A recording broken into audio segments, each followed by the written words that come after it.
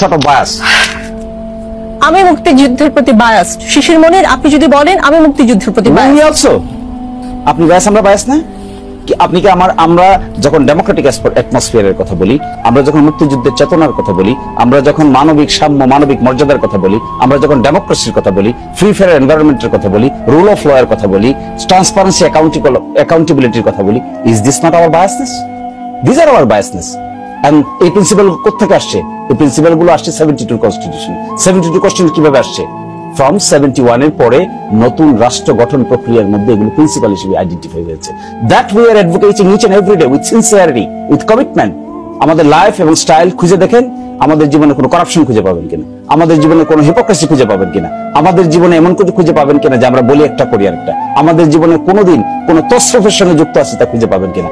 Is this not the sentiment of 71? মানবিক সাময়িক মর্যাদার, মানবিক মর্যাদার মধ্যে এগুলো পড়ে না? ট্রান্সপারেন্সি অ্যাকাউন্টেবিলিটি পড়ে না? ডেমোক্রেসি পড়ে না? ফ্রি ফেয়ার এনভায়রনমেন্ট পড়ে না? Liberty, right to life and liberty পড়ে না? That we are advocating for this. তাহলে আপনাকে মুখে মুখে শুধু বললেই কি হবে, না ওয়ার্ক গুলো করতে হবে? আপনার কাজে প্রমাণ করতে চান। আমি মনে হয় খানিকটা